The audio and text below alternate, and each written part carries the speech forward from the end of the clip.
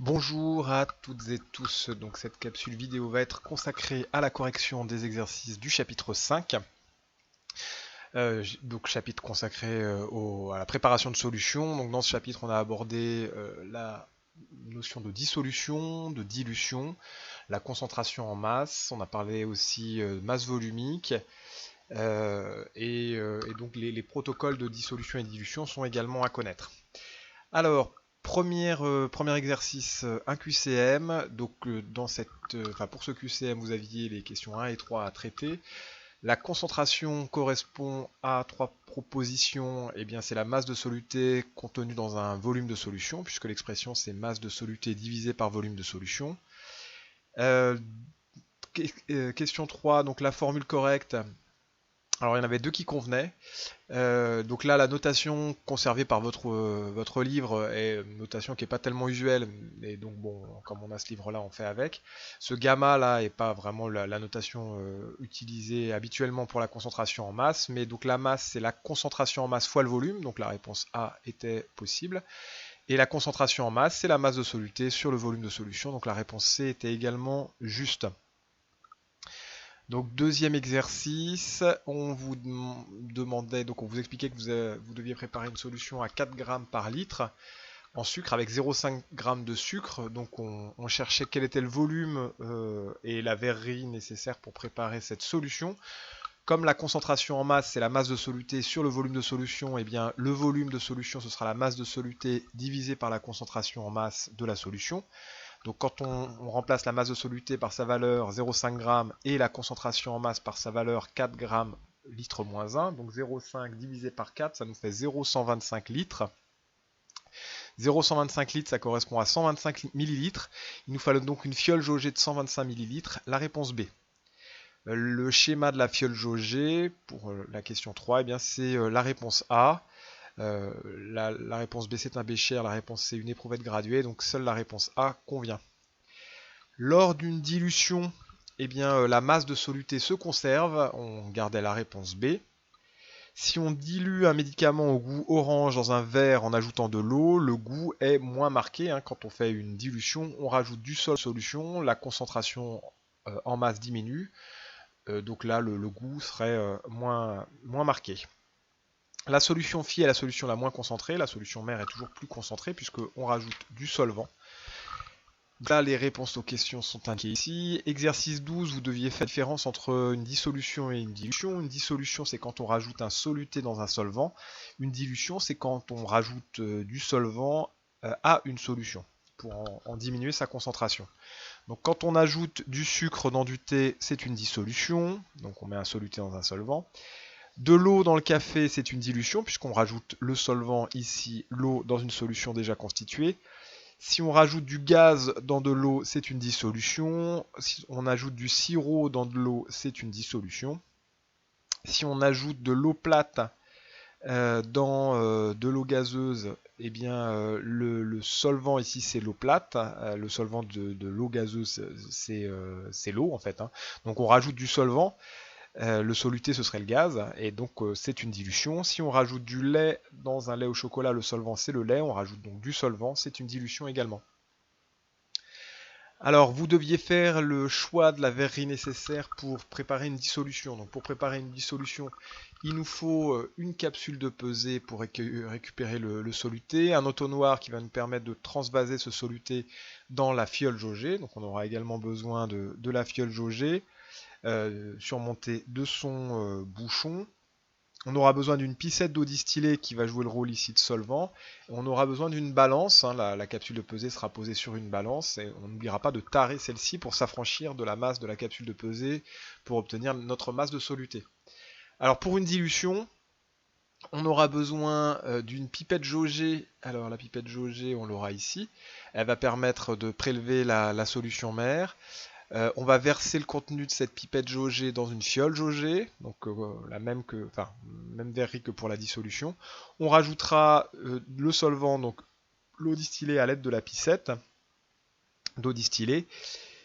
Et puis on n'oubliera pas d'agiter deux fois, une double homogénéisation, une première à peu près à la moitié, puis une deuxième à la fin quand le bas du ménisque coïncide avec le trait de jauge.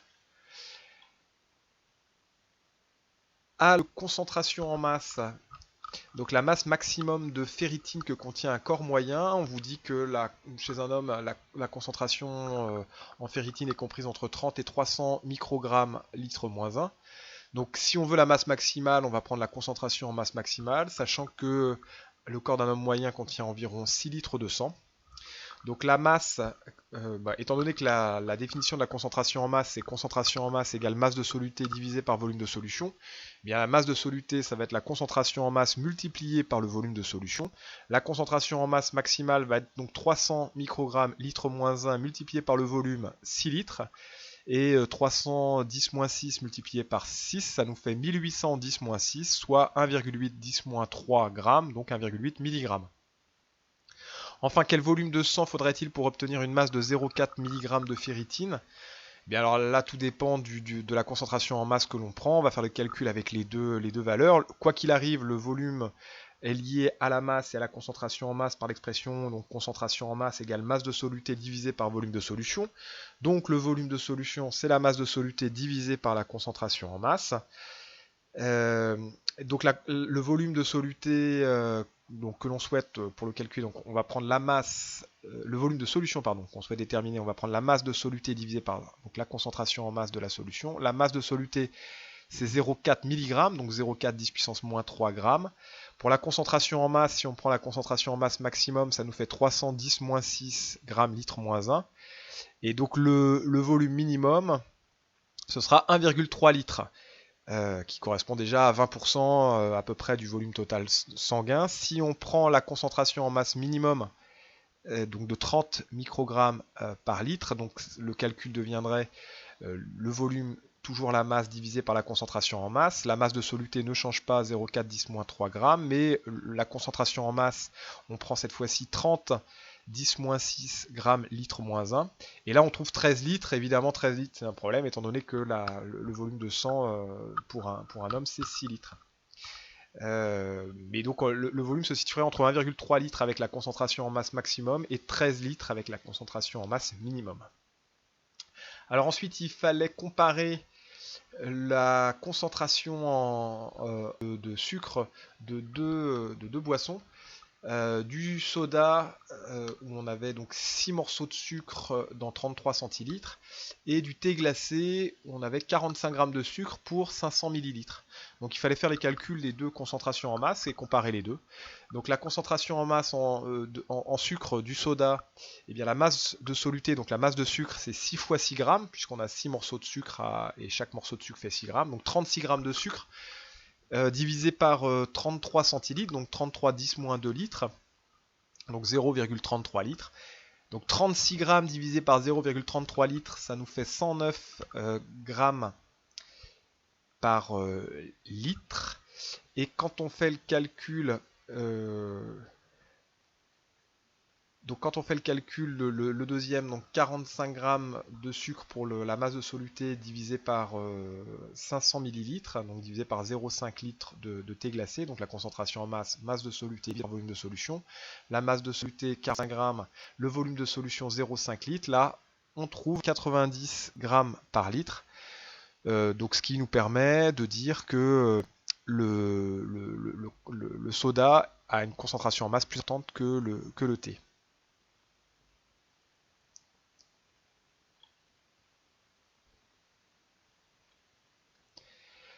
Alors ensuite, la bouillie bordelaise, donc c'est un fongicide utilisé principalement dans le traitement de la vigne.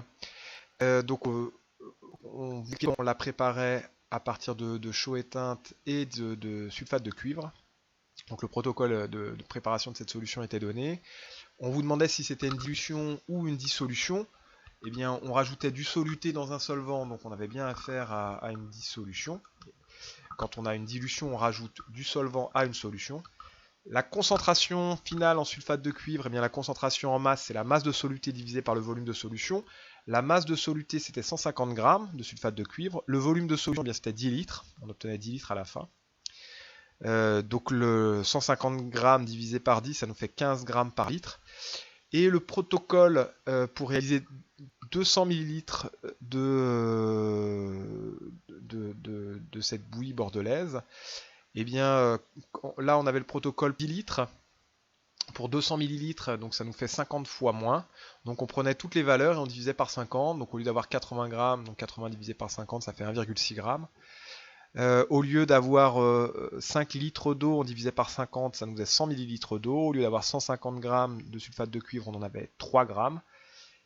Et voilà, donc le tout à mélanger. Vous avez le détail de la correction ici. Il y avait une question, oui, supplémentaire, une dernière question sur les précautions à prendre pour cette solution. Donc on avait deux logos, deux pictogrammes de risque qui apparaissaient. Le premier indique que le sulfate de cuivre est toxique et irritant, donc l'utilisation de gants, blouses et lunettes de protection est nécessaire. Le deuxième logo indique qu'on a affaire à une espèce chimique qui est nuisible pour l'environnement, donc il ne faut pas le renverser dans l'environnement, donc il faut récupérer les eaux de rinçage et donc ne pas verser tout ça directement comme ça dans l'environnement. C'est un produit qui est polluant. Alors l'exercice 24, donc préparation d'un mélange d'huile essentielle. On vous disait que vous mélangiez 10 ml d'huile essentielle d'eucalyptus, 5 ml d'huile essentielle de thym, et vous mélangiez le tout avec 100 ml d'huile végétale. Donc le solvant, c'est l'espèce majoritaire. Donc l'espèce majoritaire, ça va être l'huile végétale. Pour réaliser ce mélange avec précision, eh bien, la verrerie qu'on va utiliser, c'est les pipettes jaugées pour les deux espèces qu'on va prélever ici, donc à un volume plus faible. 5 ml d'huile essentielle de thym, donc pipette jaugée de 5 ml. 10 ml d'huile essentielle d'eucalyptus, donc pipette jaugée de 10 ml. Et on complète à 100 ml avec de l'huile végétale. Donc l'huile végétale, elle, on va la compléter dans une fiole jaugée de 100 ml. Donc le prélèvement de 5 ml à la pipette jaugée d'huile essentielle, on le vide dans la fiole jaugée de 100 ml. On rajoute les 10 ml d'huile essentielle d'eucalyptus prélevée à la pipette jaugée dans la fiole jaugée de 100 ml. Et on complète en deux temps, d'abord à la moitié avec de l'huile végétale. Ensuite on bouche, on agite pour homogénéiser et on rajoute de l'huile essentielle, de l'huile végétale jusqu'à ce que le bas du ménisque coïncide avec le trait de jauge. On bouche, on agite et la solution est prête. On vous demandait la concentration en masse en huile de thym. Donc la concentration en masse, c'est la masse de soluté divisée par le volume de solution. La masse de soluté ici n'était pas donnée directement. On avait le volume de soluté, le volume d'huile de thym, 5 ml. Mais on connaissait aussi sa masse volumique qui était donnée là, 0,90 g millilitre moins 1. Donc le lien entre la masse volumique et le volume, c'est que la masse, c'est la masse volumique multipliée par le volume. Donc la masse de soluté, c'est masse volumique d'huile de thym multipliée par le volume d'huile de thym. On divise le tout par le volume de solution, 100 ml. Et on trouve ainsi que la concentration en masse, eh bien, ça nous fait 45 g litre moins 1. Et alors pour terminer l'exercice 27, donc vous aviez donc le bleu patenté. On vous disait que c'était un colorant alimentaire qui est utilisé un peu en confiserie et dans certains alcools également. Donc une échelle de teinte était préparée, donc des solutions de concentration différentes étaient préparées avec le bleu patenté, et il fallait déterminer la concentration en masse du cinquième tube. On connaissait les quatre premiers, donc 1 10-3 g litre moins 1 pour le premier, 2 10-3 g litre moins 1 pour le deuxième, 3 10-3 g litre moins 1 pour le troisième, et 4 10-3 g litre moins 1 pour le quatrième. Donc on comparait la teinte du cinquième, celui dont on ne connaissait pas la concentration. On trouvait que sa teinte se situait entre le troisième tube à essai et le quatrième. Donc sa concentration en masse est entre 3 10-3 g litre moins 1 et 4 10-3 g litre moins 1. Un encadrement de la masse.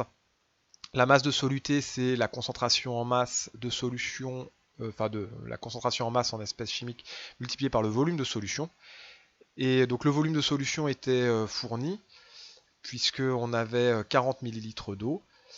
Donc on avait la concentration, on avait le volume, enfin on avait un intervalle pour la concentration et on avait le volume. Donc la masse de colorant minimum, ça va être la concentration minimum multipliée par le volume de solution, et la masse de colorant maximum, ça va être la concentration maximum fois le volume de solution. Comme on a dit que la concentration était entre 3 10-3 g litre moins 1 et 4 10-3 g litre moins 1, eh bien ça nous fait une masse entre 1,2 10-4 grammes et 1,6 10